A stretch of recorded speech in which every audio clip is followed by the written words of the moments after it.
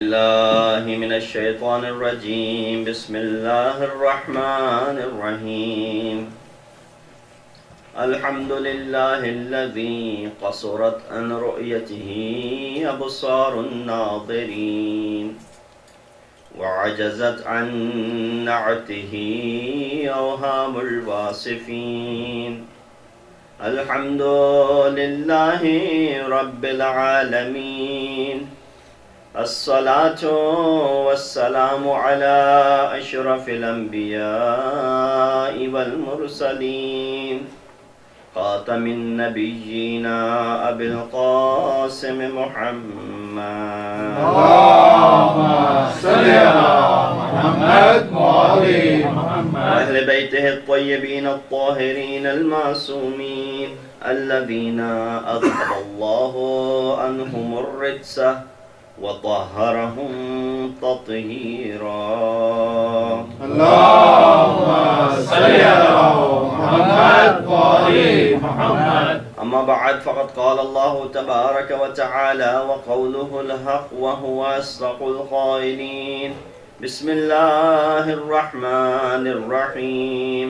لا أقسم بهذا البلد وأنت حل بهذا البلد ووالد وما ولد لقد خلقنا الإنسان في كبد. صدق الله العلي العظيم. اللهم صل على محمد وآل محمد. السلام علیکم ورحمۃ اللہ وبرکاتہ. سامعین محترم، جیسا کہ آپ نے ابھی کچھ دیر پہلے سماعت فرمایا، انشاءاللہ ان دو مجالس سے آپ کے سامنے تقریر کرنے کا شرف حاصل کر رہا ہوں، اور میری خوش نصیبی ہے کہ ایک دفعہ پھر آپ لوگوں کے درمیان یہ شرف مل رہا ہے اور اس ممبر حسینی پہ کچھ عرائض آپ کے سامنے پیش کرنے کا موقع حاصل ہو رہا ہے. جن آیات کی تلاوت کا شرف حاصل کیا وہ سورہ بلد، جو کہ قرآن کا 90 نمبر کا سورہ ہے، اس کی پہلی 4 آیات، جس میں خداوند متعال کا ارشاد ہے کہ لا اقسم بہذا البلد. لیکن جب آپ ترجمہ اس کا اٹھا کے دیکھتے ہیں، اور معمولاً ہمارے یہاں لوگ مومنین تقریباً اتنی عربی سے تو واقف ہیں کہ ان کو لا کے معنی پتہ ہیں. عربی اگر نہیں بھی آتی ہوئے تو اتنی تو عربی آتی ہے کہ لا کے معنی معلوم ہے. اور بہرحال زیارتوں پہ جاتے ہیں اور حج اور عمرے کی سعادت حاصل کرتے ہیں، عرب ممالک میں جانا آنا رہتا ہے ہم لوگوں کا، تو کم از کم اتنا تو جانتے ہیں کہ لفظ لا اگر کوئی کہتا ہے تو یعنی روک رہا ہے، منع کر رہا ہے. لیکن یہ عجیب بات ہے کہ جب آپ اس آیت کا ترجمہ اٹھا کے دیکھتے ہیں، کہا جا رہا ہے لا اقسم بہذا البلد، تو ترجمہ یہ ہوتا ہے کہ میں اس شہر کی قسم کھاتا ہوں. وَأَنْتَ حِلٌّ بِهَذَا الْبَلَدِ، کیونکہ آپ اس شہر میں موجود ہیں، آپ اس شہر کے مکین ہیں. وَوَالِدٍ وَمَا وَلَدَ، اور ایک باپ کی قسم اور ایک بیٹے کی قسم کھاتا ہوں میں. لَقَدْ خَلَقْنَا الْإِنسَانَ فِي كَبَدٍ، کہ بے شک ہم نے انسان کو مشکلات میں پیدا کیا. موضوع گفتگو اسی چوتھی آیت کے ذیل میں رہے گا، کہ جس میں ایک بیان بڑا سادہ ہے کہ مشکلات سے ہر شخص گزر رہا ہے اور ہر شخص گزرے گا، جیسے کہ اس آیت میں ارشاد ہو رہا ہے. دیکھنا یہ کہ وہ کون کون سی مشکلات ہیں کہ جو ہمیں لاحق آئیں گی قرآن کی روح سے، وہ کون کون سے لوگ ہیں کہ جن کو مشکلات لاحق آئیں گی اگین قرآن اور حدیث کی روح سے. اور اس کے بعد سے یہ دیکھنا ہے کہ خداوند متعال انسان کو کیوں کر مشکلات میں ڈالنا چاہتا ہے. وہ دوبارہ قرآن اور احادیث کی روشنی میں، اور آخر میں کچھ پاسبل سلوشنز کہ انسان کی نیچر اور فطرت کیسی ہے جو قرآن نے بتائی ہے اور انسان کیا کر سکتا ہے کہ تاکہ ان مشکلات سے سرخرو ہو سکے. یہ محور گفتگو ہے ان 4 چیزوں پہ. تو آیت کا آغاز یوں ہوتا ہے تاکہ ہم نے یہ نہ ہو کہ قرآن کی آیت تو پڑھی لیکن اس کے بارے میں بیان نہیں کیا اور بس اپنی گفتگو کی طرف چلے گئے تو کوئی ربط نہ ہو. نہیں، سراسر ربط ہے ہمارا اس گفتگو کا ان آیات سے. لا اقسم بہذا البلد، میں اس شہر کی قسم کھاتا ہوں. مفسرین نے مختلف طریقے سے اس کو بیان کیا ہے. کچھ کہتے ہیں کہ لفظ لا اس آیت میں زائدہ ہے، اضافی ہے. البتہ قرآن کتاب حکیم حکمت سے خالی نہیں ہے، کوئی چیز اضافی اور ایکسٹرا نہیں ہے. لیکن چونکہ ایک ایلوکوینٹ اور مبالغہ اور ایک اس کی فصاحت کی کتاب ہے، بلیغ کتاب ہے، مبالغہ سے بلیغ کتاب ہے اور فصیح کتاب ہے، لہذا یہ اس اعلیٰ درجے پہ فائز ہے کہ جس میں بلاغت، اس زمانے میں جو لوگ اپنی بلاغت کے اوپر ناز کیا کرتے تھے ان کے جواب میں یہ کتاب نازل کی گئی تھی. کیونکہ بہت سے لوگ تھے عرب میں جو اپنے شعر و شاعری اور اپنے نثر کے اوپر ان کو بڑا گھمنڈ تھا، لہٰذا رسول کو جو خداوند متعال نے معجزے کے طور پہ چیز عطا کی وہ یہ قرآن تھا. کیا رسول یہ کتاب جب تم ان کے سامنے لے کے جاؤ گے، اس کی آیات کی جب ان کے سامنے تلاوت کرو گے تو وہ اس کا جواب دینے سے قاصر رہیں گے. اسی لیے قرآن کے اندر وہ آیات موجود ہیں جو آیات تحدی، چیلنجنگ آیات کہلاتی ہیں، کہ نازل ہونے کے بعد فوراً قرآن نے ایک چیلنج ان عرب کے سامنے رکھ دیا کہ تمہیں اپنی زبان پہ گھمنڈ ہے، تمہیں یہ پتہ ہے کہ تم اپنے زبان میں بہت پوئٹری اور شعر و شاعری میں تم آگے جا چکے ہو، تمہاری زبان بڑی بلیغ اور فصیح ہے، تو اس کا جواب لا کے دکھاؤ.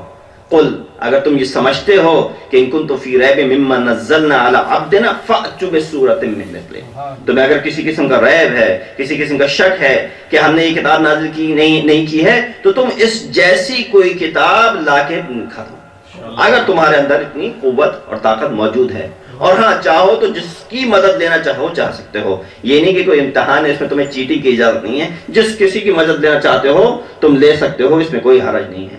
جب وہ جواب نہ لا سکے تو قرآن نے چیلنج کو تھوڑا سا ہلکا کر دیا. یہ ہم اور آپ بھی کرتے ہیں. آپ نے کسی شخص سے کہا کہ بھئی تم کتنا وزن اٹھا سکتے ہو، پہلے آپ نے اس کو 100 پاؤنڈ دیا، وہ اٹھانے سے قاصر رہا، آپ نے اس کو ہلکا کر دیا، آپ نے کہا چلو 50 ہی اٹھا کے دکھا دو اگر تم میں ہمت ہے.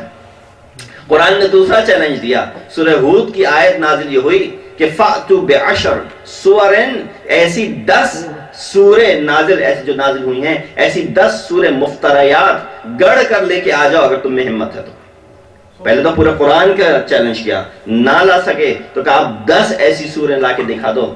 اور دیکھیے یہاں سے پتہ چلتا ہے کہ قرآن کی جو ترتیب ہے وہ اسی طریقے سے ہے جس طریقے سے رسول خدا نے اپنے وقت میں انجام دی تھی. نہ ایک لفظ کا ادھر سے ادھر ہوا ہے، تحریف ہوا ہے، نہ کوئی زیر زبر تحریف ہوا ہے. چونکہ 11ویں سورے میں، سورہ ہود کے اندر یہ بات کہی جا رہی ہے کہ ایسی 10 سوریں لا کے دکھا دو. یعنی 11ویں سورے میں یہ بات بنتی ہے کہ ایسی پچھلی 10 سوریں جو نازل ہو چکی ہیں یا ایسی 10 سوریں جو پہلے موجود ہیں، ایسی 10 سوریں لا کے دکھا دو. بہرحال نزول تو قرآن کا ایک الگ طریقے سے ہے اور قرآن کا جو وہ ترتیب ہے وہ ایک الگ طریقے سے ہے، لیکن یہ اس بات کی دلیل ہے کہ 11ویں سورے میں یہ بات کہی جا رہی ہے کہ ایسی 10 سوریں لا کے دکھا دو. سلوات بھیجئے محمد والے محمد.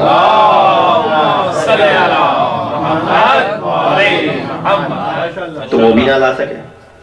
آپ نے کہا میں 50 پاؤنڈ بھی نہیں اٹھا سکتا. کہا چلو تم 10 پاؤنڈ ہی اٹھا کے دکھا دو اگر تم میں ہمت ہے. سورہ طور میں پھر کہا کہ ایک حدیث ایسی لا کے دکھا دو اگر تم میں ہمت ہے.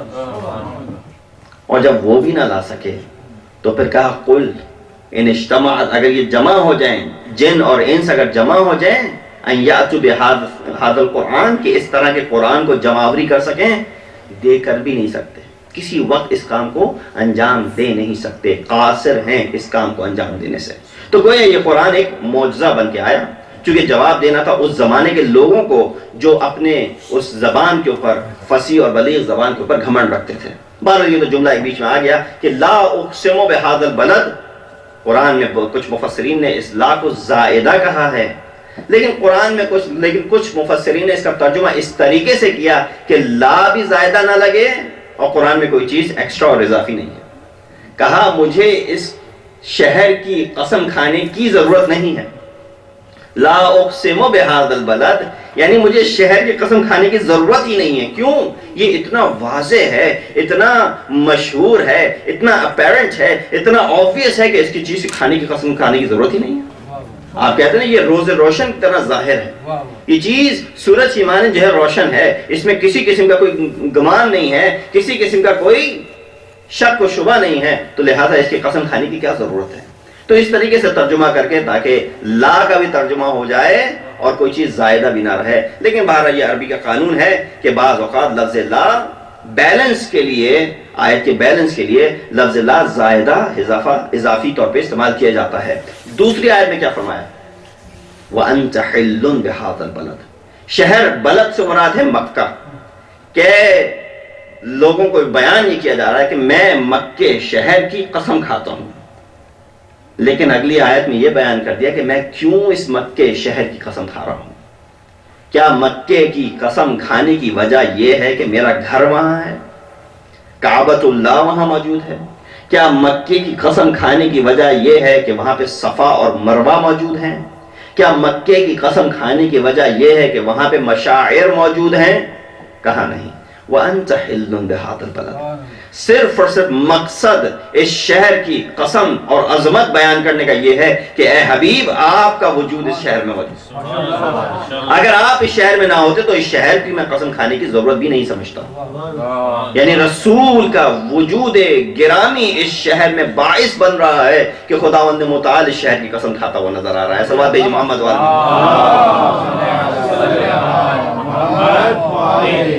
اور ہم اور آپ تو بہرحال قسم سے پرہیز کریں کہ قسم نہ کھائیں اتنی، لیکن یہ کہ بہرحال قسم کھانی پڑ جاتی ہے کبھی کبھی تاکہ اپنی بات کو منوایا جا سکے.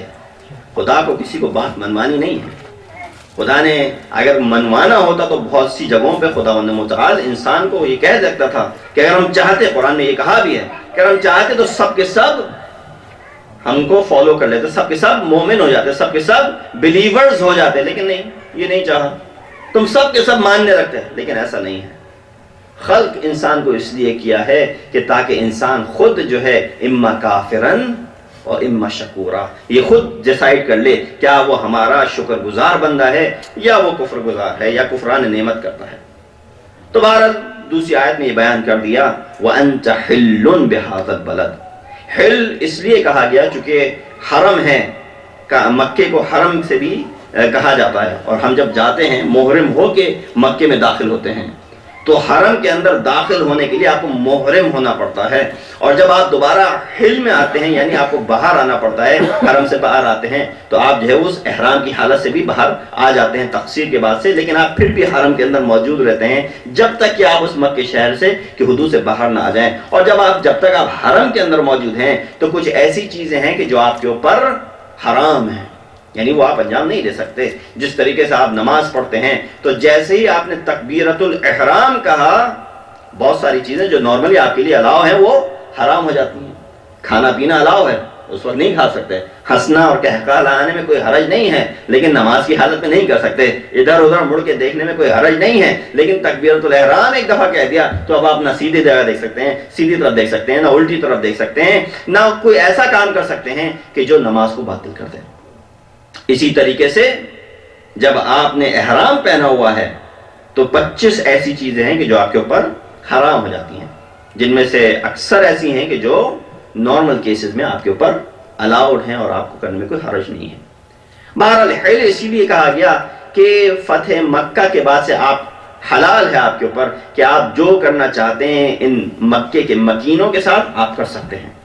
آپ کو کھلی چھٹی ہے کہ جو آپ کرنا چاہتے ہیں، حلال ہے آپ کے اوپر کہ آپ جس طریقے سے ان کو ٹریٹ کرنا چاہتے ہیں آپ ٹریٹ کر سکتے ہیں. وہ تو رسول کی اعلیٰ ظرفیت تھی کہ کہا انتم الطلقاء، تم کو میں نے طلقاء، تم کو آزاد کر دیا، جاؤ تم جہاں جانا چاہتے ہو. ایک یہ وجہ تسمیہ بتائی جاتی ہے. دوسرا حل اسی لیے کہا گیا کہ فتح مکہ سے پہلے کفار رسول کی ہر طرح کی تہمت اور ہتک کو حلال سمجھتے تھے. وَأَنْتَ حِلٌّ بِهَذَا الْبَلَدِ، یعنی اس مکے میں اے رسول آپ کی ہتک اور حرمت برقرار نہ تھی، اور کفار آپ کو ہر طریقے سے ذلیل کرنا چاہتے تھے یا ہتک کرنا چاہتے تھے یا بے حرمتی کرنا چاہتے تھے، وہ کرتے تھے. لہٰذا اس کا لفظ حل کو یہاں پہ استعمال کیا گیا. بہرحال رسول آپ اس شہر میں مکین ہیں، اس لیے خداوند متعال اس شہر کی قسم کھا رہا ہے۔ وَوَالِدٍ وَمَا وَلَدَ، تیسری آیت میں کہا کہ ایک باپ اور ایک بیٹے کی قسم۔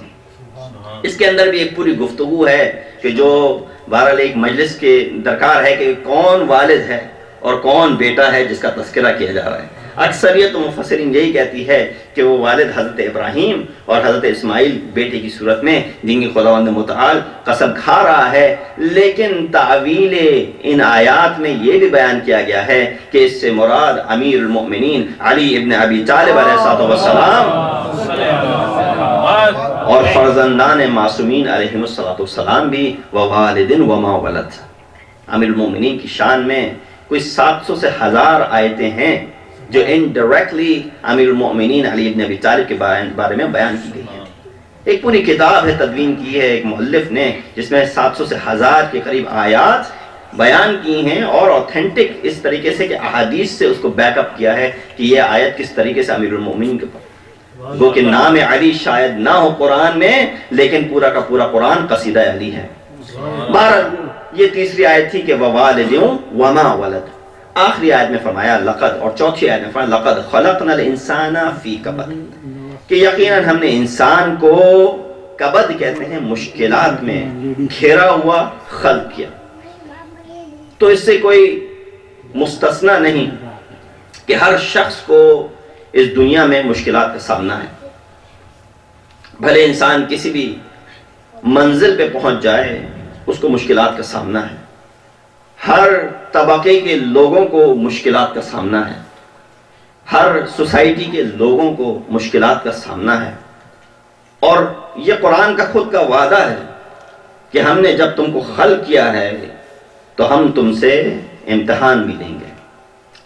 وہ سورہ ملک کی ابتدائی آیات ہوں یا سورہ بقرہ کی آیت 155 ہوں، سورہ ملک میں تبارک الذی بیدہ الملک وہو علی کل شیء قدیر هو الذی خلق الموت والحیات لیبلوکم ایکم احسن عملا، وہی ہے کہ جو لیبلوکم، جس نے تمہیں خلق کیا، جس نے خلق کیا ہے موت کو اور حیات کو، کس لیے؟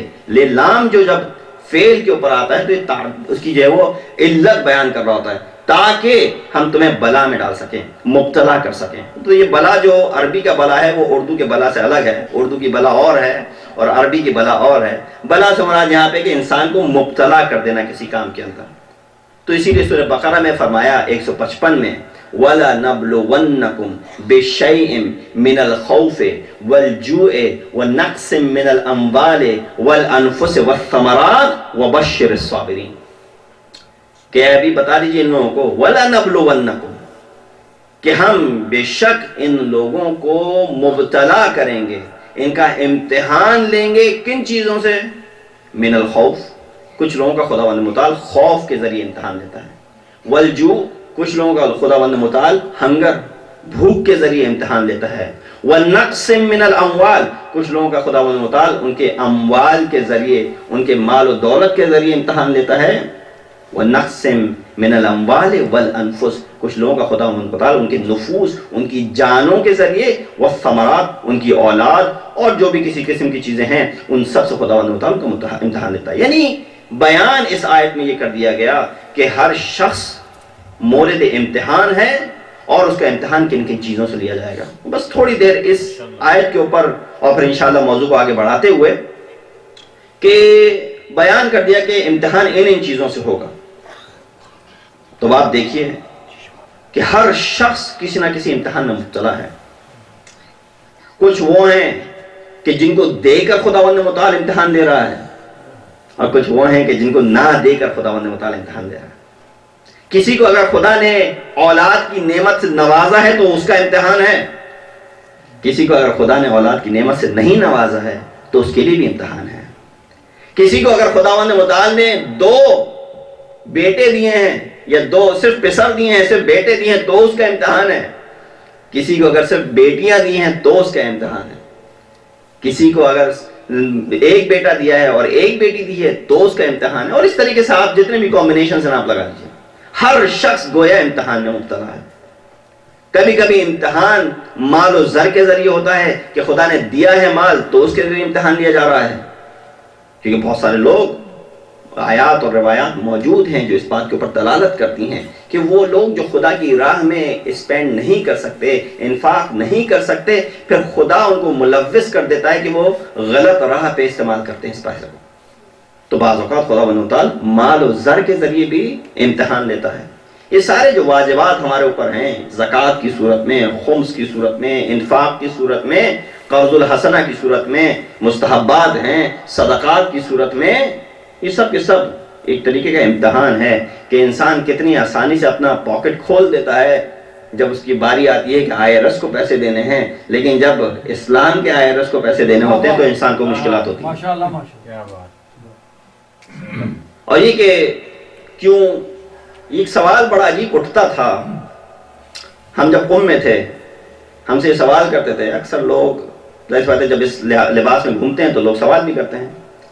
قم میں رہتے ہوئے میں بتا رہا ہوں، قم کے لوگ جو عام لوگ ہیں ان کی ذہنیت، اور یہ نہیں کہ خیر سب کی ایسی ہوگی، لیکن یہ کہ اکثریت سے ہم نے یہ سوال سنا ہے کہ میں جو ٹیکسی چلا رہا ہوں صبح 6 بجے سے رات 9 بجے تک اور میری پیٹھ گیلی ہو گئی ہے، تم کہہ رہے ہو پورے دن کی نوکری کرنے کے بعد سے کچھ پیسہ اٹھا کے میں اس مولوی کو دے دوں. یہ مینٹیلٹی کہ پیسہ جو ہے وہ مولوی کے پاس جا رہا ہے میری دن بھر کی محنت کے بعد سے، یہ غلط کانسیپٹ تھا جو کریٹ ہو گیا تھا. نہیں، یہ ایک واجب ہے جس کا قرآن کے اندر تذکرہ ہے. وہ صحیح سے استعمال نہ کیا جا رہا ہو تو وہ ایک الگ بات ہے. وہ اگر صحیح سے اس کی یوزیج نہیں ہو رہی ہے تو وہ ایک الگ بات ہے، لیکن آپ اس عمل کو ڈسریگارڈ نہیں کر سکتے. قرآن کے اندر آیت ہے وَاعْلَمُوا أَنَّمَا غَنِمْتُم مِّن شَيْءٍ فَأَنَّ لِلَّهِ خُمُسَهُ وَلِذِي الْقُرْبَى وَالْيَتَامَى وَالْمَسَاكِينِ وَابْنِ السَّبِيلِ، کہ جان لو کہ اگر تمہارے ہاتھ میں کوئی چیز غنیمت لگتی ہے تو اس میں سے 5واں حصہ خمس، 5واں حصہ خدا کا ہے اور لذی القربہ رسول کا ہے، اور اس کے رسول کے لذی القربہ ان کے قرابت داروں کا ہے. تو یہ امام کا حق ہے جو کہ ہمیں دینا ہے. بہرحال خمس و زکوٰۃ اور اس طرح کی چیزوں میں خداوند متعال امتحان بھی لیتا ہے انسان کو پیسہ دے کر کہ پیسہ دیا ہے تو اب اس کا امتحان لیا جائے. تو جلدی جلدی بات کو آگے بڑھاؤں تاکہ آپ لوگوں کو زیادہ بور نہ کروں ان چیزوں میں. یہ چیزیں سب سامنے کی ہیں، کوئی نئی بات اس کے اندر نہیں ہے کہ خداوند متعال ہر شخص سے امتحان لے گا اور ان چیزوں پہ امتحان لے گا. بھوک سے امتحان لے گا.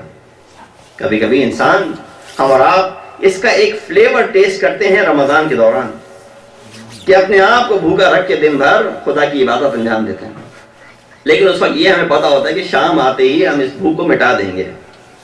لیکن خدا صرف یہ چاہتا ہے کہ تم ان لوگوں کے بارے میں تصور کر سکو، اور صرف اس وقت تصور کر سکو گے جب تم خود اپنے آپ کو اس مشکل سے گزارو گے.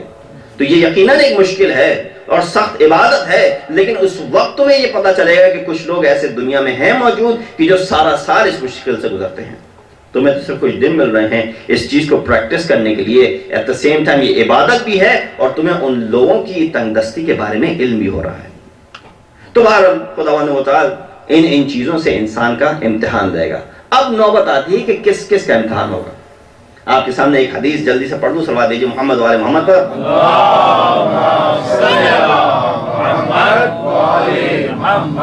کہ کس کا امتحان ہوگا، کون کون ہے کہ جو اس صف امتحان میں کھڑا ہوا ہے. کہا اس صف امتحان سے کسی کو فرار نہیں. حدیث رسول یہ کہتی ہے کہ ان البلاء للظالم ادب وللمؤمن امتحان وللانبیاء درجۃ وللاولیاء کرامۃ. کہ امتحان ظالم کا بھی ہے، مومن کا بھی ہے، نبی کا بھی ہے اور اولیاء کا بھی ہے. اور ظالم کا کیوں ہے؟ ادب، تعدیب کی خاطر، تاکہ اس کو سکھایا جا سکے، اس کو لیسن دیا جا سکے، اس کو عبرت دی جا سکے. ان البلاء للظالم ادب، تاکہ اس کو آداب سکھائے جا سکیں، اس کو تعدیب، اس کو پنش کیا جا سکے کہ تو جو یہ سرکشی کرتا پھر رہا ہے، تجھے یہ موقع عطا کیا گیا تھا، تجھے تعدیب کی جا رہی ہے. تو ظالم کو اس لیے خداوند متعال مبتلا کرتا ہے تاکہ اس کو تعدیب کر سکے، تاکہ اس کو لیسن اور ادب سکھایا جا سکے. مومن کا کیوں ہے؟ خود اسی لیے بتا دیا ان البلاء للمؤمن امتحان. مومن کو صرف اور صرف یہ امتحان ہے کہ اس کو اس امتحان سے اس دنیا میں گزرنا ہے. وہ آخر میں بات آئے گی کہ انسان کو کیسے گزرنا ہے، لیکن امتحان سے انسان کو گزرنا ہے۔ تو ہم لوگ بعض اوقات اکثر یہی کہتے ہیں کہ بہرحال یہ خدا کی طرف سے ایک امتحان ہے۔ اگر کسی کا کوئی گزر جاتا ہے تو کہتے ہیں خدا کی طرف سے امتحان ہے، ان کا بڑا سخت امتحان ہے۔ کسی کو اگر جاب پہ کچھ پرابلم چل رہی ہوتی ہیں، کسی کو بزنس لاس ہو جاتا ہے، خدا کا امتحان ہے، امتحان سے انسان جو ہے گزرنا پڑے گا۔ اس طریقے سے کہہ کے ہم اس چیز کو اپنے آپ کو ٹال دیتے ہیں، یا اپنے آپ کو ایک طریقے سے ہم سیٹسفائی کر دیتے ہیں کہ بہرحال خدا کا امتحان ہے، اس کے آگے انسان کیا کرتا ہے۔ مشیت کو یہی منظور تھا۔ ہم اور آپ یہ کہتے ہیں کہ ہمارے اوپر جو امتحان آیا ہے اس کا کوئی نہ کوئی علت ضرور ہوگی، کہ یقیناً ماضی میں ہم نے کچھ ایسا کام کیا تھا جس کی وجہ سے یہ مصیبت ہمارے پر آ جائی ہے۔ بلکہ ہم ہی نہیں بلکہ دوسرے لوگوں کے بارے میں بھی یہ سوچنا شروع کر دیتے ہیں۔ اگر فلاں شخص ابھی کمیونٹی میں سفر کر رہا ہے، پرابلمز اس کے سامنے رکھی ہوئی ہیں، تو ہر کوئی یہ دیکھتا ہے بیچارہ، کتنا بیچارہ ہے یہ شخص، دیکھو مصیبتوں میں گھرا، بدبخت بیچارہ ہے، اتنی مشکلات میں گھرا ہوا ہے، یقیناً کچھ نہ کچھ کیا ہوگا کہ جس کی وجہ سے یہ وقت دیکھنا پڑ رہا ہے۔ تو گویا ہم نے اپنے امتحان کو کس چیز سے ملا دیا؟ اپنی ماضی کی کوئی نہ کوئی غلطی سے ملا دیا، کہ یقیناً کچھ ماضی میں غلطیاں کی ہیں جس کا خمیازہ یہ آج بھگتنا پڑ رہا ہے۔ اگر یہ ہوتا تو، جو کہ غلط ہے، کیونکہ بعض تو ایسی غلطیاں ہیں کہ جن کی یہاں پہ کبھی کوئی سزا بھی نہیں مل سکتی اور نہ ہی کوئی جزا، یعنی کوئی سزا نہیں ہے اور کوئی جزا نہیں ہے۔ اسی لیے آپ دیکھتے ہیں کہ اکثر کہا جاتا ہے کہ بہت ساری چیزوں کا قرآن میں جو تذکرہ ہے کہ اس چیز کی جزا کیا ہے، جنات تجری من تحت الانہار، اس چیز کی کا ریوارڈ کیا ہے، وہ جنت جس کے نیچے سے ریور اور نہریں بہ رہی ہوتی ہیں، یہ جو ہے وہ اس چیز کی جزا ہے۔ کہا وہاں تک کا کون ویٹ کرے گا؟ کہا اس لیے کہ یہاں پہ اس عمل کی جزا دی ہی نہیں جا سکتی۔ اسی طرح بہت سے اعمال اور ایکشنز ایسے ہیں کہ جن کی سزا یہاں پہ ممکن ہی نہیں ہے۔ ایک مثال آپ کے سامنے دوں کہ ایک شخص ہے، خدا نہ خاصہ اس نے کسی کو قتل کر دیا، من قتل نفسا، قرآن کے اندر آیت بھی موجود ہے۔ تو اگر کوئی شخص ایک کسی کی جان لیتا ہے جان بوجھ کر، تو یہاں پہ سوسائٹی میں اس کی پنشمنٹ کیا ہے؟ کیپٹل پنشمنٹ ہے، اس کو بھی جان دینی پڑتی ہے، یا ساری زندگی پریزن میں ہے، یا نیچر آف دا اس نے جو کرائم انجام دیا ہے اس کی بیسس پہ اس کو بھی سزائے موت دے دی جاتی ہے۔ لیکن اگر ایک شخص اس نے 100 قتل کیے ہیں، اس کی کیا سزا ہے اس دنیا میں؟ اس کی بھی وہی سزا ہے۔ کیا وہ شخص جس نے 1 قتل کیا تھا اور وہ شخص جس نے 100 قتل کیے ہیں، کیا یہ برابر ہیں؟ کیا ان دونوں کا کرائم ایکول ہے؟ یقیناً قتل تو دونوں نے کیا ہے، برا کام دونوں نے کیا ہے، لیکن صرف ایک نے، بیچارے نے، ایک نے 1 کو قتل کیا ہے، دوسرے نے 100 کو قتل کیا ہے۔ یقیناً دونوں، ایک وقت ایک شخص ہے کہ جس نے ائمہ کے ساتھ جو ہے وہ ایک عمل انجام دیا ہے، ایک وقت آپ کے سامنے یزید جیسا شخص موجود ہے۔ کہاں یزید، کہاں وہ دوسرے جنہوں نے برے کام کیے تھے۔ دونوں کے کرائمز میں فرق واضح موجود ہے، آپ کے سامنے ہے۔ شمر کا کرائم ایک الگ ہے، اور وہ جو ائمہ کے دور میں دوسرے لوگ گزرے ہیں ان کے کرائمز الگ ہیں، لیول ڈیفرنٹ ہے، لیکن دونوں کی پنشمنٹ کیا ہے؟ جس نے 1 قتل کیا آپ نے اس کو بھی سزائے موت دے دی، جس نے 100 قتل کیا آپ نے اس کو بھی سزائے موت دے دی۔ کیا آپ نے عادلانہ طور پہ دونوں کو ٹریٹ کیا؟ اس سے زیادہ کر بھی نہیں سکتے، اس سے زیادہ کیا کریں گے؟ اس نے جس نے 100 قتل کیا اس کو 100 دفعہ کیسے ماریں گے؟ تم یعنی مجبور ہیں گویا اس دنیا میں جزا کے لیے بھی اور سزا کے لیے بھی۔ ایک حد تک تو سزا دے سکتے ہیں، اس کے بعد سے ہمارے ہاتھ میں نہیں ہے، اور ایک حد تک جزا دے سکتے ہیں، اس کے بعد سے ہمارے ہاتھ میں نہیں ہے۔ اسی لیے بہت سارے ایسے اعمال ہیں کہ جن کی جزا صرف اس جہان میں ملنے والی ہے، اور اس طرح بہت سارے ایسے اعمال ہیں کہ جن کی سزا صرف اور صرف اس جہان میں ملنے والی ہے۔ آپ کہیں گے اس جہان میں کس طرح ایسے ملے گی سزا اس شخص نے جس نے 100 جانیں دی ہیں؟ کہا قرآن کی آیت ہے کہ جلدتاً اس کی جلد کو دوبارہ لایا جائے گا، اس کی جلد دوبارہ آئے گی، پھر جلے گا جہنم کی آگ میں، پھر وہ جلد جل جائے گی، دوبارہ اس کو جلد دی جائے گی، پھر وہ جلایا جائے گا۔ اس طریقے سے یہ عمل بار بار ریپیٹ ہوگا تاکہ اس چیز کو شخص کو اندازہ ہو سکے کہ اس نے کتنا بڑا جرم انجام دیا تھا۔ تمہارا جزا و سزا اس دنیا میں ممکن نہیں ہے بہت ساری چیزوں کی۔ تو آپ کہیں گے کہ بہرحال یہ ہم نے بہت سارے برے کام کیے ہیں، اس کی وجہ سے ہمیں یہ امتحان میں ڈالا گیا ہے۔ نہیں، ایسا نہیں ہے۔ ان دونوں چیزوں کا کوئی خاصا اعتبار اور کوئی ریلیشن شپ نہیں ہے۔ ماضی کے جو اعمال انجام دیے ہیں، اگر انسان توبہ کرتا ہے، اگر انسان ان سے گزر جاتا ہے، تو اس کی کوئی سزا نہیں ہے. ہاں ہم دعا یہ کرتے ہیں خدا سے کہ خدا ہمیں اس جہان میں سزا دے دے، اس جہان میں ہمیں سزا نہ دینا. تو اگر یہ چیز سچی ہوتی کہ اگر ماضی میں کچھ گناہ کیے اور اس کی ہمیں آج امتحان کے طور پہ سزا مل رہی ہے، تو پھر انبیاء نے کیا گناہ کیے تھے کہ جو خداوند متعال ان کو مشکلات میں ڈال رہا ہے؟ ان کے لیے کیوں مشکلات ہیں؟ وہ تو معصوم ہیں، وہ تو انفیلیبل ہیں، ان سے تو کوئی گناہ سرزد نہیں ہو سکتا. فوقش اگر کچھ کریں گے تو سر کے اولا کریں گے، ترک اولا کوئی گناہ نہیں. تو یہ بات سراسر غلط ہے کہ انسان کے پچھلے اعمال سے اس کو جو اب امتحان میں ڈالا جا رہا ہے اس کی کوئی ریلیشن شپ ہے. اگر ایسا ہوتا تو انبیاء کے اوپر کیوں کر مشکلات آتی ہیں؟ مشکلات انبیاء پہ صرف اس لیے آئی ہیں تاکہ وہ ہمارے لیے مثال بن سکیں کہ دیکھو خداوند متعال کا محبوب ترین شخص بھی مشکلات میں مبتلا ہے، تو کیا تم کو مشکلات میں خداوند نہ ڈالے گا؟ لوگ یہ کہتے ہیں کہ اتنی مشکلات ہیں اس شخص پہ، اتنی مصیبتیں اس شخص پہ، کتنا بدبخت اور کتنا انفارچونیٹ ہے یہ بندہ. اگر یہی کرائیٹیریا ہے انسان میں اس کو پرکھنے کا کہ جو سب سے زیادہ گرفتار ہے مشکلات میں وہ سب سے بیچارہ بدبخت ترین شخص ہے، تو پھر اس میں سر فہرست ہمارے اور آپ کے رسول اکرم حضرت محمد مصطفیٰ صلی اللہ علیہ وسلم. پیدائش ہونے سے پہلے ہی باپ کے سائے سے محروم ہے. یتیم 6 سال کے ہیں، والدہ کے سائے سے محروم ہیں. کچھ عرصے کے بعد سے اپنے دادا کے سائے سے محروم ہیں. اور جب اب ایک مقام پہ پہنچ گئے اور اب آپ کا بول بالا ہوا تو جو 2 سب سے بڑے سپورٹرز تھے ان کے سائے سے محروم ہو گئے یا ان کی مدد سے محروم ہو گئے. ایک جناب خدیجہ کبریٰ اور دوسرے حضرت ابو طالب، دونوں اس جہان سے گزر گئے.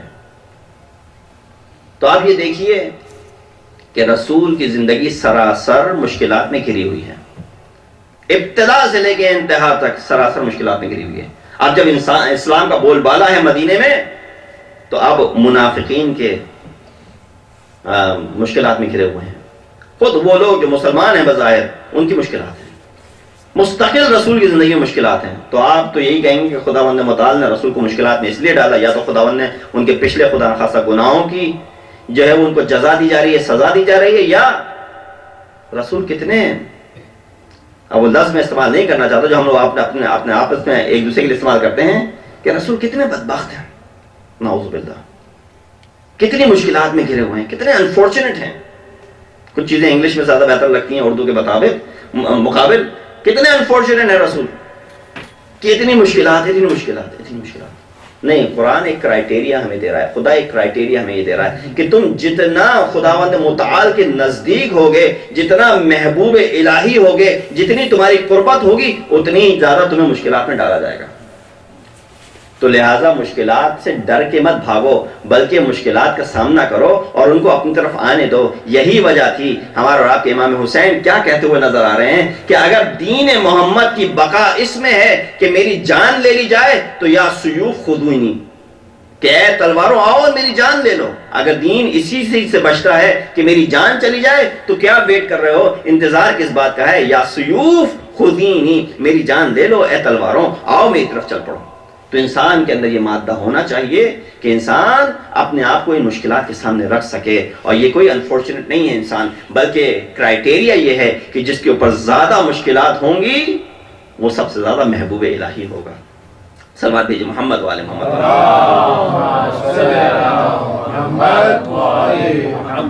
تو پتہ یہ چلا کہ کچھ چیزیں ہیں جن سے خداوند متعال ہمیں مبتلا کرتا ہے امتحان میں.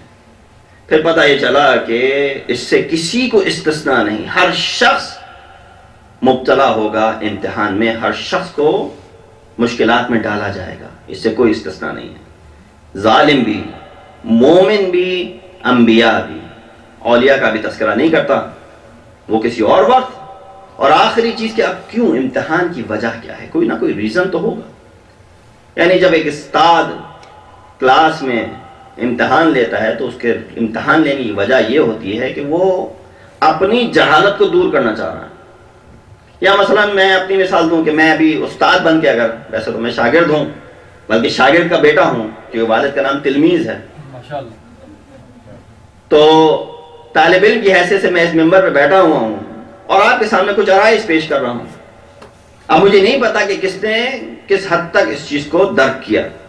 جو تھوڑی بہت میری ریسرچ تھی جو آپ کے سامنے بیان کی، قرآن کی باتیں کی، قرآن کی تفسیر بیان کی، آیات کا ترجمہ بیان کیا. اب ایک ایسا میکنزم ہونا چاہیے کہ جس سے مجھے یہ انداز ہو جائے کہ ہر شخص جو یہاں بیٹھا ہوا ہے اس نے اس چیز کو گریسپ کیا ہو اور اس چیز کو اخذ کر کے جائے یہاں سے. لیکن یقیناً ہر شخص نے مختلف طریقے سے اس کو اخذ کیا ہوگا. وہ اندازہ میں نہیں لگا سکتا جب تک میں کسی نہ کسی امتحان سے آپ لوگوں کو نہ گزاروں. تو اگر میں کہتا کہ اب ایک مجلس ختم ہوگی، اس کے بعد سے 10 منٹ آپ لوگوں کا امتحان ہے، پیپرز ریڈی ہیں اور آپ لوگ وہ فل ان دا بلینکس کر دیں گے اور یا ملٹیپل چوائس دے دیں گے، تو اس کے بعد سے مجھے اندازہ ہوگا کہ ہاں فلاں صاحب نے اتنا سیکھا، فلاں صاحب کی اتنی بات سمجھ میں آئی، فلاں صاحب کے بعد سمجھ بالکل نہ آئی. تو میں گویا امتحان کس لیے لوں گا؟ تاکہ میں اپنی جہالت کو دور کر سکوں. کیونکہ مجھے نہیں معلوم کہ کون کس درجے پہ موجود ہے. میری اپنی جہالت ہے انسان ہونے کے ناطے، لہذا مجھ کو اس چیز کا علم نہیں ہے. لیکن خدا کے اندر تو کوئی چیز، کوئی جہالت نامی چیز نہیں ہے. علیم بذات الصدور ہے خداوند متعال، کہ جو انسان کے دلوں سے واقف ہے کہ ذات صدور، صدور کے اندر جو چیز مخفی ہے، ہم اور آپ جو سوچ رہے ہیں اس سے خداوند متعال واقف ہے. تو اس کے لیے کس طریقے کا امتحان؟ تو پتہ چلا خدا جو امتحان لیتا ہے اس کے دو اپیرنٹ، واضح اور سامنے کی چیزیں نظر آتی ہیں کہ کیوں خداوند متعال امتحان لیتا ہے. ایک ریزن یہ بیان کرتے ہیں علماء اخلاق اور حدیث کہ خدا اس لیے امتحان لیتا ہے کہ تاکہ انسان کی چھپی ہوئی انر کیپیبلٹیز اور صلاحیتوں کو ابھار کے سامنے لا سکے. کیا مراد ہے؟ جب تک مجھ پر کوئی مشکل نہیں پڑے گی، مجھے اندازہ نہیں ہوگا کہ میری کیپیبلٹی کیا ہے، میری قابلیت کیا ہے، میری صلاحیت کیا ہے. جب تک میں یہ صرف کہتا رہوں کہ میں 100 پاؤنڈ اٹھا سکتا ہوں وزن، جب تک میں یہ کر کے نہ دکھا دوں، جب تک مجھ پہ یہ پڑے نہ کہ مجھے اتنا اٹھانا پڑ جائے، میں یہ کہہ سکتا ہوں میں 2 دن بغیر کھائے پیے گزار سکتا ہوں. جب تک مجھ پہ یہ چیز نہ پڑے، یا میں کہوں گا نہیں بھائی میں تو 1 گھنٹہ بھی کھائے پیے بغیر نہیں گزار سکتا، لیکن مجھ مشکل پڑی کہ مجھے 15 گھنٹے تک کچھ کھانے کو نہیں ملا تو میں نے وہ وقت بھی گزار لیا. پتہ چلا نہیں 2 گھنٹے تو میں سے سمجھ رہا تھا، میری ایکچولی کیپیبلٹی 15 گھنٹے ہے. تو انسان کو خدا اس لیے مشکلات میں ڈالتا ہے کہ تاکہ اس کی جو یہ چھپی ہوئی قابلیت ہے، صلاحیت ہے، وہ ابھار کے سامنے لا سکے. کہ تم نے اپنے آپ کو انڈر ایسٹیمیٹ کیا، نہیں تمہاری قابلیت اس سے زیادہ ہے. لیکن انسان جب تک you're not pushed to the limits، جب تک اس کو اس آخری لمٹ تک نہ لے جایا جائے، انسان کو اپنی قابلیت کا اندازہ نہیں ہونے والا. لہذا ایک ریزن جو سمجھ میں آتا ہے خدا کیوں امتحان لے رہا ہے، یقیناً وہ سب سے واقف ہے، علم رکھتا ہے، علیم بذات الصدور ہے. لیکن جو امتحان لینے کا مقصد ہے خدا کا وہ یہ ہے کہ ہم اور آپ اپنے آپ کو پہچان سکیں کہ ہماری ویلیو کیا ہے، ہماری ورث کیا ہے، ہماری قابلیت کیا ہے، ہماری صلاحیت کیا ہے. یہ تو ہو گیا ایک ریزن. آپ کہیں گے دوسرا ریزن کیا ہے؟ دوسرا ریزن یہ ہے کہ جب حالات اچھے ہوتے ہیں تو ہر شخص آپ کے آگے پیچھے گھومتا ہے، ہر شخص آپ سے اچھے سے ملتا ہے، ہر شخص آپ کے احوال پرسی کرتا ہے. لیکن یہاں تھوڑے سے حالات ٹائٹ ہوئے، تھوڑے سے حالات خراب ہوئے، اب آپ دیکھیں گے کہ کتنے لوگ آپ کے ساتھ رہ گئے ہیں. مسلم ابن عقیل کوفہ پہنچتے ہیں، حالات خوشگوار ہیں، پورا کا پورا شہر مسلم ابن عقیل کے ساتھ ہے. روایتوں ملتا ہے 18,000 لوگ مسلم ابن عقیل کے ساتھ ہیں. لیکن جیسے ہی ابن زیاد ملعون آتا ہے اور اس نے آ کے گھر گھر جا کر لوگوں کو ڈرانا اور دھمکانا شروع کر دیا، ماؤں کو جا کے دھمکایا کہ تمہارے بچوں کی جان لے لی جائے گی، بہنوں کو جا کے ڈرایا، بیویوں کو جا کے ڈرایا، بچوں کو جا کے ڈرایا، اور پھر ایک انسینٹیو بھی رکھ دیا کہ اگر وہ اپنی تلواریں حکومت کے حوالے کر دیں تو ان کو اتنا مال بھی ملے گا. کہا یہاں تو یہ اچھا سودا ہو رہا ہے، تلوار دو پیسہ لو، ادھر جان کو خطرہ ہے. تو جیسے ہی مشکلات آئیں سب نے مسلم ابن عقیل کا ساتھ چھوڑ دیا. تو دوسرا ریزن امتحان کا یہ ہوتا ہے کہ تاکہ انسان اپنے اطراف کے لوگوں کو پہچان سکے. پہلی دفعہ تو آپ اپنے آپ کو پہچان رہے ہیں کہ آپ کی صلاحیت کتنی ہے، دوسری مرتبہ آپ اپنے اطراف کے لوگوں کو پہچان رہے ہیں کہ ان کی کیا قابلیت ہے، ان کی کیا صلاحیت ہے. خیبر اور خندق کو فتح ہونے میں اتنا ٹائم کیوں لگا؟ یہ کوئی اتفاق نہیں تھا کہ وہ شخص پکار رہا ہے عمرو ابن عبد ود، للکار رہا ہے اسلام کو، اور مسلمین کو، اور رسول بیٹھے ہوئے ہیں، علی جانے کے لیے آمادہ ہیں لیکن بٹھایا ہوا ہے، نہیں رک جاؤ، دنیا دیکھ لے، دوسرے لوگوں کو بھی پہچان لے کہ کس میں کتنی ہمت ہے۔ یہ شخص جو پکار رہا ہے عرب کا جنگجو مانی گرامی، جو ایک شخص 1000 لوگوں پہ بھاری ہے، دیکھتے ہیں کتنے اٹھ کے جائیں گے یہاں سے، انتظار کرو۔ خیبر جو 39 دن 40 دن تک فتح نہیں ہوا، 39 دن تک ایک شخص جاتا رہا، کیوں نہیں رسول نے پہلے ہی دن حضرت علی کے ہاتھ میں پرچم دے دے کہ جاؤ علی فتح کر کے لے آؤ، جا کے فتح کر کے لے آتے۔ 40 دن تک ڈیلے اسی لیے کرایا ہے کہ تاکہ دیکھ لو یہ جو جا رہے ہیں نا پہلے 39 دنوں میں، اندازہ ہو جائے کہ ان کی قابلیت اور ان کی صلاحیت کیا ہے۔ تو جنگوں میں بھی یہ چیزیں واضح طور پہ نظر آئیں کہ امتحان لیا گیا تاکہ واضح کر دیا جائے کہ کون اس انر سرکل میں بلونگ کرتا ہے اور کون اس آؤٹر سرکل میں بلونگ کرتا ہے۔ صلوات دیجیے محمد والے محمد۔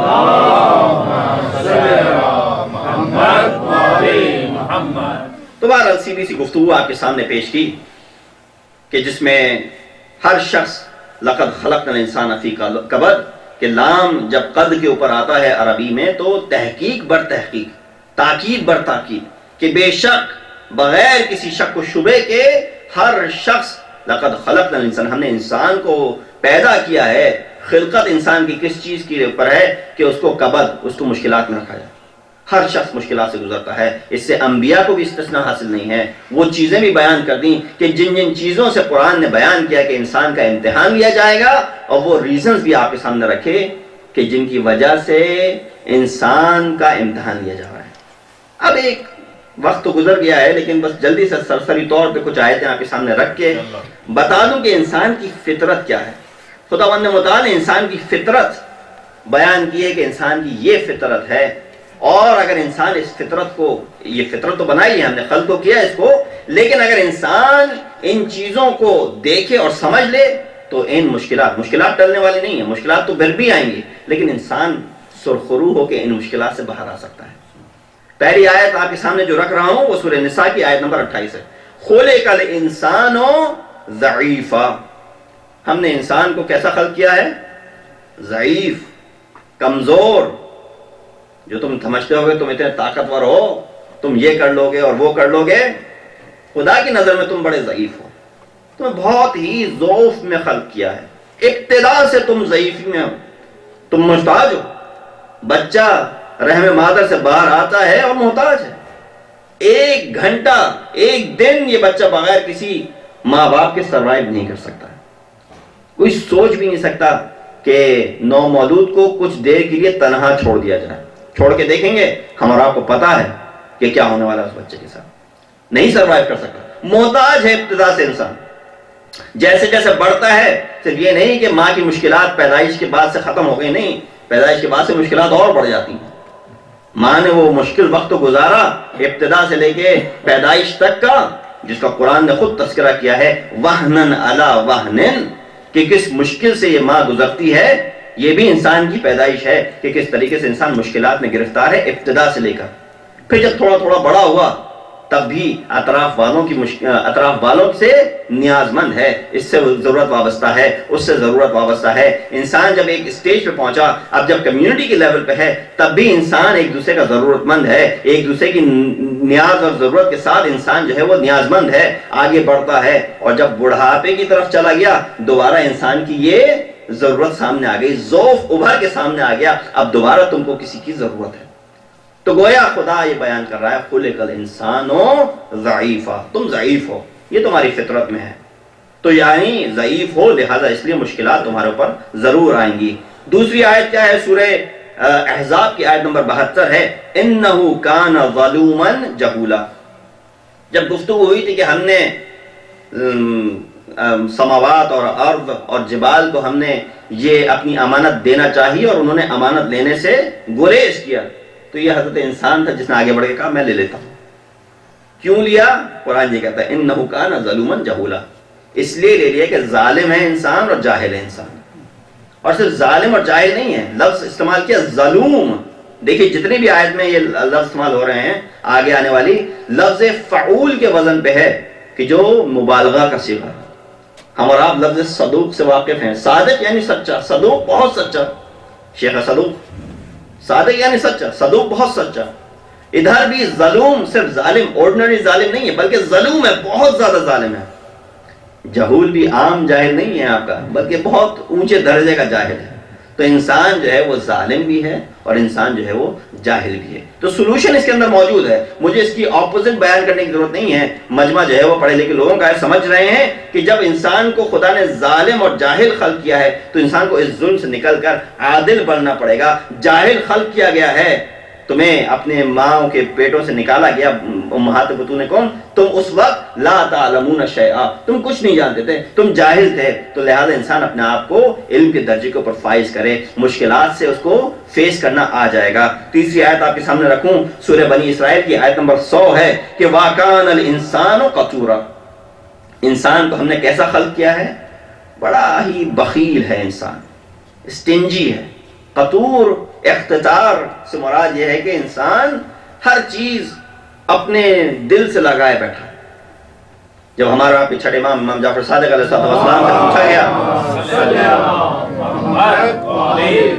کہ امام اختتار سے کیا مراد ہے، چونکہ سورہ فرقان کی آخری آیات میں بھی لفظ اختتار آیا ہے، تو امام نے مٹی اٹھائی ہاتھ میں، کہا اگر میں اس مٹی کو تم نے اپنی اس مٹھی میں بند کیا اور زور سے بند کیے رکھا کہ کچھ نہ گرے تو یہ اختتار ہے. یعنی تم نے کچھ بھی اس کو نہ دیا کسی کو.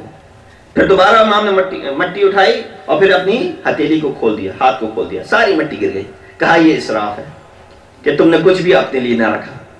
پھر تیسری دفعہ امام نے اس طریقے سے مثال دی کہ مٹی اٹھائی، تھوڑی سی اس میں سے ہاتھ میں سے ریلیز کر دی اور تھوڑی اپنے پاس رہی. کہا یہ پیغامہ یہ دونوں کے درمیان کا ہے، اس طریقے سے تمہیں میانہ روی کرنی پڑے گی. کچھ اپنے لیے رکھو، کچھ دوسروں کے لیے رکھو، اور اس طریقے سے تم میانہ روی سے چلو. تو انسان اختتار اور قطور ہے. یہاں بھی وہی صیغہ استعمال ہو رہا ہے فعول کا، اعلیٰ درجے کا انسان جو ہے وہ بخیل ہے. تو انسان بخل سے باہر آ جائے تو اس کو مشکلات کو فیس کرنے کا وہ گر حاصل ہو جائے گا. چوتھی آیت وَكَانَ الْإِنسَانُ عَجُولًا، سورہ بنی اسرائیل کی 11ویں آیت ہے کہ انسان کیا ہے؟ عجول ہے. عجول عجلت سے نکلا ہے، یعنی بہت ہی زیادہ ہر چیز میں تیزی، ہر چیز میں جلد بازی. اور دو چیزیں جو ہر معاشرے میں جلد بازی میں ہوتی ہیں جو کہ غلط ہیں، ایک جلد بازی کی شادی اور ایک جلد بازی کی طلاق. دونوں سے روکنا پڑے گا. بہرحال انسان عجول ہے. جہاں عجلت سے کام لینا چاہیے وہاں پیچھے رہ جاتا ہے. قرآن میں والسابقون السابقون اولئک المقربون والسارعون الی الخیرات والسابقون الی الخیرات، کہ اچھے کام کی طرف تیزی سے آگے بڑھو تو وہاں پیچھے ہے. سابقون السابقون اولئک المقربون تو وہاں پیچھے ہے. لیکن بقیہ دوسری جگہوں پہ انسان سب سے زیادہ سبقت لینا چاہتا ہے، آگے بڑھنا چاہتا ہے. نہیں، اگر انسان عجلت سے کام نہ لے، تھوڑا ٹھہر کے کام کو انجام دے تو انسان یقیناً ان مشکلات کو فیس کرنے کا وہ مادہ اپنے اندر پیدا کر سکتا ہے. اور آخری چیز سورہ کہف کی 54ویں آیت ہے، اور انشاءاللہ تقریر کا اختتام اس طرح وَكَانَ الْإِنسَانُ أَكْثَرَ شَيْءٍ جَدَلًا، کہ انسان بہت، ہم نے تمام کریشنز کو یہ سامنے رکھا لیکن جو سب سے زیادہ جھگڑالو نکلا وہ یہ انسان نکلا. اکثر شیء جدل، سب سے زیادہ جدل کرنے والا یہ انسان ہے.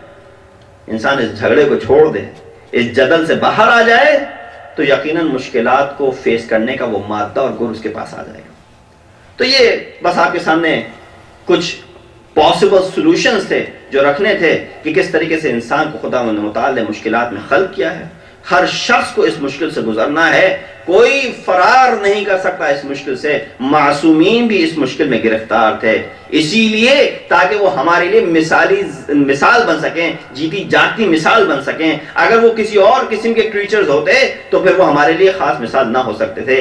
انسانی طریقے سے ان کو ہمارے سامنے اسی لیے رکھا تاکہ وہ انسانی طور سے ان چیزوں سے گزرتے ہوئے، باپ بیٹا اور ماں بیٹی اور تمام ان مشکلات سے سامنے گزرتے ہوئے انسانی ہی طریقے سے ہمارے لیے مثال رکھ سکیں. اگر وہ فرشتے ہوتے یا کسی اور قسم کی مخلوق ہوتے تو وہ ہمارے لیے کمپلیٹ رول ماڈل نہیں ہو سکتے تھے. یقیناً ان کی خلقت نورانی ہے, یقیناً ان کی خلقت جو ہے وہ نورانی ہے, اور سب سے پہلے ان کی خلقت ہوئی ہے, حضرت آدم سے پہلے خلقت ہو گئی ہے. لیکن جب وہ اس جسمانی طور پہ ہمارے سامنے ہیں جو ان کی مثال دی جاتی ہے, تو انہوں نے بھی انہی چیزوں کو فیس کیا ہے جو ہم اور آپ فیس کرتے ہیں. لہٰذا معصومین کی مثال ہمارے لیے سب سے سامنے کی واضح مثال ہے. اسی لیے آپ دیکھیے کہ امام حسین جب جا رہے ہیں کربلا,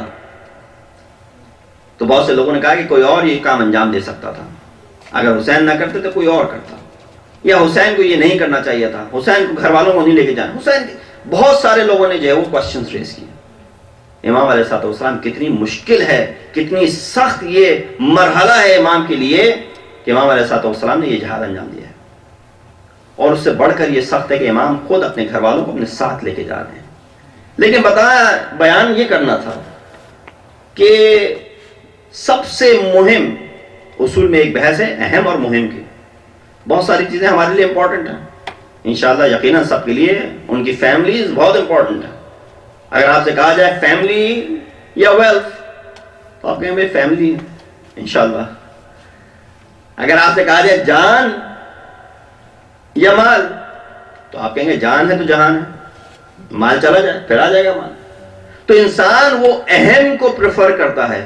عقل والا باشعور انسان, ہو سکتے ہیں ایسے بی شعور جو کہ شاید دی ادر وے تھنک کریں, لیکن عاقل اور باشعور اس اہم کو فوقیت دے گا. امام کے سامنے بھی یہی مشکل, گھر والے بھی ہیں اور دین بھی ہے. امام کس کو قربان کریں؟ اگر دین کو قربان کر دیں تو کسی بھی کوئی پریشانی نہیں ہے, آرام سے گھر میں بیٹھ سکتے ہیں. اسی لیے بہت سے نامی گرامی لوگوں نے امام کو یہ مشورے دیے, جن میں ایک عبداللہ ابن عمر بھی موجود ہیں, کہ اے حسین فتنے کی ضرورت نہیں ہے, جس طریقے سے سب نے یزید کی بیعت کر لی آپ بھی بیعت کیجئے, اور یہ کوئی نئی چیز اختراع کرنے کی ضرورت نہیں ہے. یہ کوئی عام لوگ نہیں ہیں کہ جو امام کو مشورہ دے رہے ہیں. بہرحال امام اس جرنی پہ نکلتے ہیں. امام نے سب کے سامنے یہ واضح کر دیا کہ یہ مشکل ہے میرے لیے, لیکن اس مشکل کو میں اس لیے طے کر رہا ہوں کیونکہ میں چاہتا ہوں دین محمد باقی رہے. اسی لیے بڑی خوبصورتی سے بیان کیا کہ دین محمد حدوثاً محمدی ہے لیکن بقاعاً حسینی ہے. محمدی الحدوث و حسینی البقاء, کہ اس دین کا حدوث جو ہے وہ یقیناً ذات گرامی رسول ہے, لیکن اس دین کی بقا حسین علیہ السلام. آپ نے یقیناً مصائب پورے محرم میں سنے. یہ وہ ایام ہیں کہ جب اہل بیت اور علی اور بطول کی بیٹیاں وہ سفر طے کر کے سفر کے مہینے میں شام کی سرزمین پہ پہنچی ہیں. اس سرزمین کا بیک گراؤنڈ سب کے سامنے ہے. یہ وہ سرزمین ہے کہ جہاں پچھلے 40-50 سال سے اہل بیت کے اوپر صرف دشنام اور گالی دی گئی ہے. جو بھی پلپٹ پہ, ممبر پہ یا تخت پہ بیٹھتا تھا وہ پہلے اہل بیت پہ گالی دیتا تھا, ان کو برا بھلا کہتا تھا, پھر خطبہ شروع کرتا تھا. یہ مینٹیلٹی ہے. گویا اسی لیے جب امیر المومنین کی شہادت ہوئی تھی اور شامیوں کو پتہ چلا تھا کہ قتل علی فی المحراب, کہ علی کو محراب میں شہید کر دیا گیا, تو کہا علی اور محراب کا کیا تعلق ہے؟ یعنی گویا علی کا محراب سے کیا تعلق ہے؟ یہ اس طریقے سے لوگوں کی ٹریننگ کی گئی ہے. یہ وہ شامی ہے. تو یقیناً جب امام سجاد پہنچتے ہیں اور ابھی دربار میں داخل نہ ہوئے تھے تو ایک بوڑھا آتا ہے امام کے پاس اور آ کے اپنے امیر المؤمنین کی تعریفوں کے بند باندھتا ہے کہ یزید ہمارے امیر المؤمنین کو خداوند متعال نے کتنا موفق قرار دیا کہ اس کو یہ وکٹری حاصل ہوئی ہے, اور آپ کو کتنا رسوا کیا. امام کہتے ہیں کہ اب تم نے قرآن کا مطالعہ کیا ہے؟ تو کہا ہاں میں حافظ قرآن ہوں. وائے ایسے حافظ قرآن کے اوپر کہ تو نے قرآن کو تو حفظ کر لیا لیکن تو نے قرآن کو سمجھا نہیں. کہا کیا تو نے وہ آیت پڑھی ہے قرآن کی جس میں خداوند متعال یہ تذکرہ کرتا ہے قل لا اسألکم علیہ اجرا الا المودۃ فی القربى؟ کہا ہاں یہ آیت میں نے پڑھی ہے. کہا فی القربى یہ قرابت دار سے مراد ہم ہی ہیں. پھر امام نے آیت تطہیر کی تلاوت کی. کہا تو نے وہ آیت پڑھی ہے جس میں اہل بیت کا تذکرہ ہے؟ کہا ہاں پڑھی ہے. کہا اس اہل بیت سے مراد ہم ہی ہیں. امام نے آیت خمس پڑھی. کہا تو نے یہ آیت پڑھی ہے کہ جس میں کہا جا رہا ہے کہ اپنے مال کا اتنا حصہ رسول اللہ رسول اور قرابت دار کو دو، لذی القربہ. کہا یہ قرابت دار ہم ہی ہیں. امام نے ایک کے بعد ایک آیت قرآن کی پڑھی تان کہ یہ شخص اپنے آپ کو زمین پہ گرا دیتا ہے. کہتا اب تک میری آنکھوں کے سامنے پردہ تھا، کس طریقے سے مجھ کو برین واش کیا گیا تھا کہ میں یہ تک نہ پہچان پایا کہ اہل بیت کا مرتبہ کہاں ہے.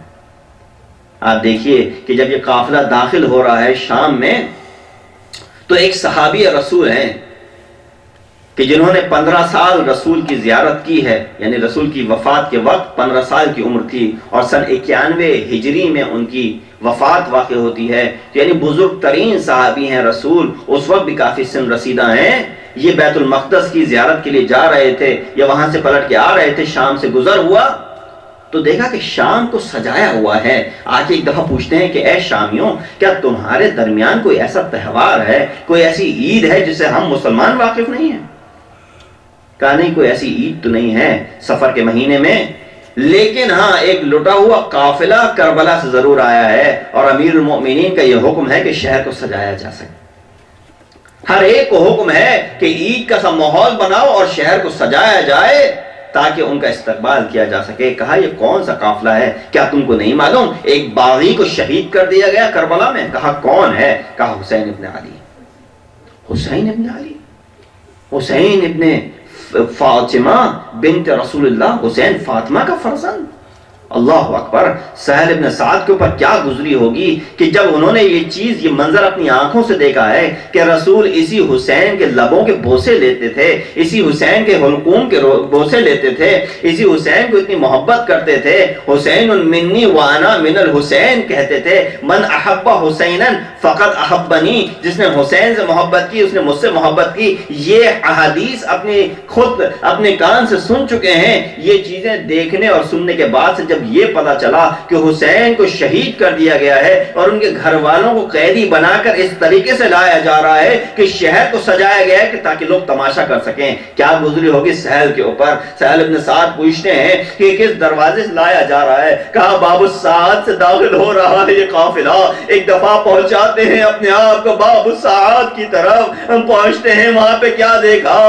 نیزوں پہ بلند سر لائے جا رہے ہیں اور بے کجاوا اونٹوں کے اوپر کچھ خواتین ہیں اور ایک بیمار شخص ہے. پہنچتے ہیں ایک لڑکی، ایک بیٹی کے پاس، ایک بچی کے پاس جو کم سن تھی. چونکہ بزرگوں کے پاس نہ جانا چاہتے تھے کہ مبادا ان کی آنکھیں ان کے بے پردہ سروں کے اوپر جائیں. ایک دفعہ اس ننھی بچی کے پاس آتے ہیں، آ کے کہتے ہیں بیٹی میں آپ کے جد کا صحابی ہوں، اگر کوئی خدمت میں سے انجام ہو سکے تو حکم فرمائے. ارے ننھی سکینہ، 4 سال کا سن بتایا جاتا ہے، لیکن دیکھیے سکینہ نے کیا کیا. جواب یہ دیتی ہیں، اس وقت بھی شعور ہے، اس وقت بھی عقل سے کام لیا. کہا ہاں کہو ان سے کہ یہ جو نیزوں پہ سر بلند ہیں ان کو ذرا آگے لے جائیں، ہمارے قافلے سے دور کر دیں یا ہماری سواریوں سے دور کر دیں. کہا کیوں ایسا کرنا چاہتی ہو بیٹا؟ کہا اس لیے کہ لوگ ان سروں کا تماشا کریں گے تو ہمارے کھلے ہوئے سروں پہ ان کی نگاہ نہ پڑے گی. اللہ لعنت اللہ القوم الظالمین. آپ یہ مصائب سنتے رہتے ہیں، خداوند آپ کو کسی مصیبت میں نہ رلائے سوائے غم آل محمد کے. بس یہ مشکلات سکینہ کی بڑھتی رہیں. ایک دفعہ قافلہ داخل ہوتا ہے دربار میں. اب جب دربار میں آئے ہیں تو ایک دفعہ یزید امام حسین کے سر کے ساتھ بے ادبی کرتا نظر آیا. ادھر بھی ایک صحابی کھڑے ہوتے ہیں اور پروٹیسٹ کرتے ہیں کہ اے یزید، میں نے ان لبوں کا بوسہ لیتے ہوئے دیکھا رسول کو. ایک دفعہ یزید نے رخ کیا، جناب زینب سے مخاطب ہوا. علماء یہ بتاتے ہیں کہ جب وہ منبر پہ کسی خطیب کو سنتے تھے کہ زینب سے یزید مخاطب ہوا تو کہتے تھے اب اس کے آگے بڑھنے کی کوئی ضرورت نہیں. ارے یہ کیسے ممکن ہے کہ زینب جیسی شخصیت سے یزید جیسا شخص مخاطب ہو۔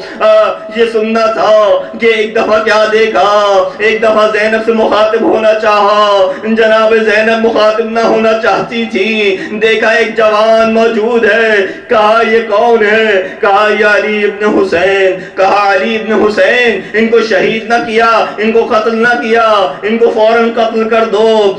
جناب زینب ایک دم سامنے آتی ہیں، کہا یزید اب تک تو نے کئی لاشیں گرا دیے، ارے یہ آخری وارث ہے، اس کو نہ جانے دیں گے۔ زینب نے اپنے آپ کو امام زین العابدین کے سامنے رکھا، ایک دفعہ امامت کی محافظ کرنے، حفاظت کرنے زینب پھر سامنے آتی ہے، لیکن جب زینب سامنے آئی تو یزید نے کہا کہ زینب پہ بھی تعزیہ نہ برساؤ۔ ارے یہ سننا تھا کہ ایک دفعہ فضہ کھڑی ہوئی، اپنے آپ کو زینب کے سامنے لائی، کہا اگر زینب پہ کسی نے تعزیہ نہ برسایا تو پہلے فضہ پہ تعزیہ نہ برسے گا۔ یہ کہنا تھا، یزید نے کہا ان پہ بھی تعزیہ نہ برساؤ۔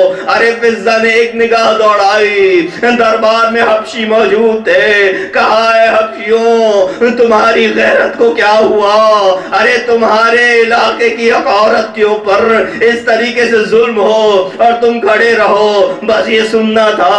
حبشیوں نے کہا اے یزید کسی اور کے ساتھ کچھ کرنا ہے تو کر، ارے فضہ پہ کوئی آنچ نہ آئے ورنہ خون کی ندیاں بہہ جائیں گی۔ یہ سننا تھا۔ یزید تو رک گیا، مگر زینب پہ کیا گزری؟ ایک دفعہ نجف کا رخ کیا ہوگا، ایک دفعہ مدینے کا رخ کیا ہوگا، السلام علیک یا رسول اللہ، السلام علیک یا وبتا۔ ارے بابا زینب اتنی غریب ہو گئی، ارے فضہ کے دافع مدافع موجود ہیں، حمایت کرنے والے موجود، مگر زینب کا کوئی حمایت